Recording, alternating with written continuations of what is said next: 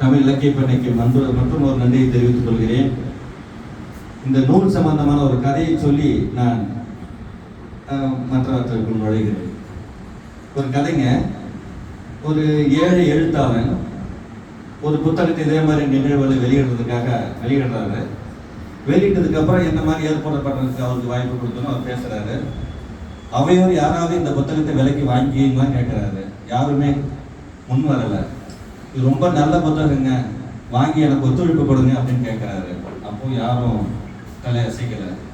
அப்போ அவர் என்ன பண்ணுறாரு, இந்த பாக்கெட்டில் இருக்கிற 100 ரூபாய் 200 ரூபாய் வெளியே போயிடக்கூடாதுன்னு சொல்லி பத்திரமா பிடிச்சிட்டு இருக்கீங்களே, அப்படி எத்தனை நாளைக்கு நீங்கள் பிடிச்சிட்டு இருக்க முடியும்? அந்த 100 200 வெளியே வருமல்ல, இந்த புத்தகத்துக்காக வெளிவரட்டுமே. இல்லைங்க, இந்த புத்தகத்தை நான் வாங்கி படிக்கிறது எனக்கு நேரம் இல்லை, அல்லது வாசிப்பு பழக்கம் எனக்கு இல்லை அப்படின்னு சொன்னாலும் கூட இந்த புத்தகத்தை 100 ரூபாய் கொடுத்து வாங்குங்களே. ஒரு புத்தகம் வெளியிடுவதன் நோக்கம் அந்த அவைக்கானது என்று பொருள் அல்ல. இது சமூகத்திற்கான, அவர் சொல்றது, இது சமூகத்துக்காக எழுதப்பட்ட நூல். அவையில் உள்ளவர்களுடைய திருப்திக்காகவோ சம்மதத்துக்காகவோ எழுதலை. உங்களுக்கு விருப்பமில்லை என்றாலும் கூட ஒரு 100 200 கொடுத்து இந்த புத்தகத்தை வாங்கி வைத்துக் கொள்ளுங்கள். மற்றொரு நிகழ்வில் நீங்கள் இதனை யாருக்காவது அன்பளிப்பாக கொடுங்கள், இல்லை இனாமாக கொடுங்கள். அவர் கரங்களுக்கு அது போகட்டும், அவர் அதை யாருக்காவது கொடுக்கட்டும்.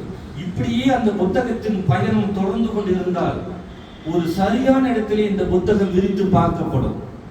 ஆக இந்த கருத்து உள்ளது என்று அந்த புத்தகத்தின் பயணம் அங்கு நிறைவுறும்.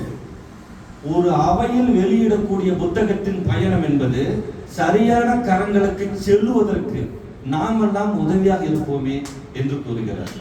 சரி, ஒன்று நீங்கள் அப்படி எடுத்துக்கொள்ளுங்கள், இந்த புத்தகம் சரியான இடத்துக்கு போகட்டும் எடுத்துக்கணும். இல்லைன்னா நான் ஒரு சுமாரான எழுத்துக்காரன், எனக்கு 100 ரூபாய் கொடுத்தீங்கன்னா எனக்கு கொஞ்சம் காசு கிடைக்கும், நான் அடுத்த புத்தகத்தை எழுதுவேன், இன்னும் அந்த புத்தகத்தை வாங்கினேன். இப்படி ஒரு 10வது புத்தகம் எழுதும் போது நான் மெருகேறுவேன், என்னுள்ளே ஒரு நல்ல கருத்து ஊறும். அது இந்த சமுதாயத்துக்கு தேவைப்படலாம். நீங்கள் இப்பொழுதே எனக்கு ஆதரவு தரவில்லை என்றால் நான் என் எழுத்துப்பணியை நிறுத்தி விடுவேன் அல்லவா? அதற்காகவாவது ஒன்று சரியான கரங்களுக்கு சென்று சேரும் வரை நீங்கள் இந்த புத்தகத்தின் பயணத்தை தொடக்கி வையுங்கள், அல்லது நான் சரியாக எழுதும் வரை எனக்கு நீங்கள் உதவி செய்யுங்கள் என்று அவர் கூறுகிறார். அந்த கருத்தை நான் இந்த அவையிலே நான் முன்னிட்டு காட்ட விரும்புகிறேன். அடுத்ததாக அந்த கருத்தை மெய்ப்பிக்கும் வகையில் 3 நிஜமான உதாரணங்கள் உண்டு. நான் இவருடைய வீட்டு கிரகப்பிரவேசத்துக்கு, ஐயாவுடைய கிரகப்பிரவேசத்துக்கு செல்லவே இல்லை. ஆனால் எல்லோருக்கும் இந்த புத்தகத்தை கொடுத்திருக்கிறார். எனக்கு இன்னும் அவர் கொடுக்கவில்லை. உண்மைதான், தலைகுனிய வேண்டும். உண்மைதான், நான் வரவில்லை என்பது எனக்கு தான் தலைகுனி. ஆனால் இந்த புத்தகம் இன்று என்னிடம் உள்ளது. இதில் உள்ள ஐயனாரப்பன் என்ற பெயர் தான் இந்த நூலிலே முக்கிய கதாபாத்திரமாக வைத்துள்ளேன்.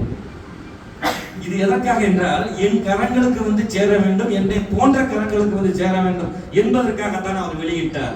ஆகவே நமக்கு பிடிக்கவில்லை என்றாலும் பரவாயில்லை, ஒத்த கருத்துடையவர்கள் கையிலே இந்த புத்தகம் போய் சேரும் வரை இந்த புத்தகத்தின் பயணத்தை நாம் தடுக்க வேண்டாம்.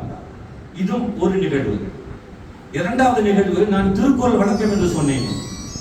திருக்குறள் வணக்கம் என்று நான் ஒரு குறைந்தபட்சம் ஒரு 1000 பேரிடமாவது நான் சொல்லியிருப்பேன். அஜந்தா ஐயா அவர்கள் எனக்கு நன்றி சொன்னார். ஒரு நல்ல பதத்தை கண்டுபிடித்தீர்கள், சொன்னதுக்கு நன்றி என்றார்.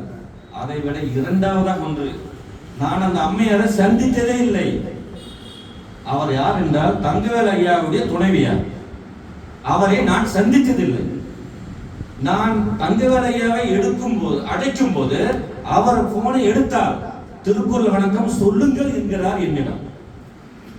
அதன் பிறகுதான் அவருடைய மகனுக்கு விபத்தாகினது பல முறை சந்தித்தேன்.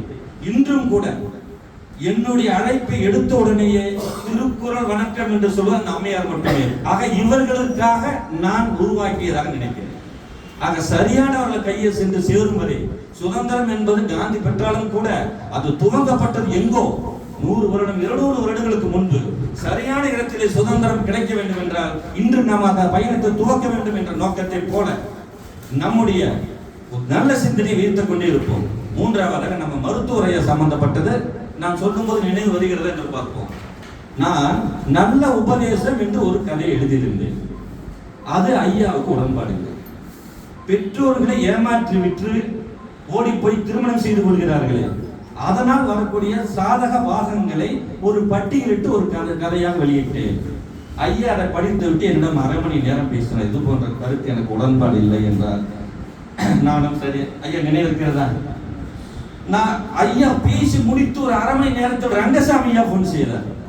உலக திருக்குறள் பேரவையுடைய தலைவர் ரங்கசாமி ஐயா போன் செய்து எனக்கு இந்த கதையை நான் படித்தேன், மிக பிரமாதமாக உள்ளது, இது போன்ற சமுதாயத்துக்கான கருத்துக்களை வெளிக்கும் கதைகளை படையுங்கள் என்றார்.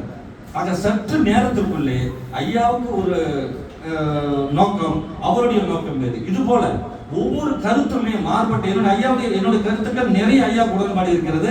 அந்த ஒரு கதையை தவிர நான் என்னுடைய வேண்டுகோளாக வைப்பதும் அப்படித்தான், யாருடைய நூலும் வீணானதல்ல, நமக்கு நம் சிந்தனைக்கு அது ஒத்து வரவில்லை, அவ்வளவுதான். அது சரியானவர்கள் செல்லும் வரை நாம் தொடர்ந்து இந்த புத்தகத்தின் பயணத்தை நாம் கொண்டு செல்வதற்கு ஒரு காரணமாக இருப்போம் என்று கூறி இந்த நல்வாய்ப்புக்கு நன்றி பெற விடைபெறுகிறேன். திருக்குறள்.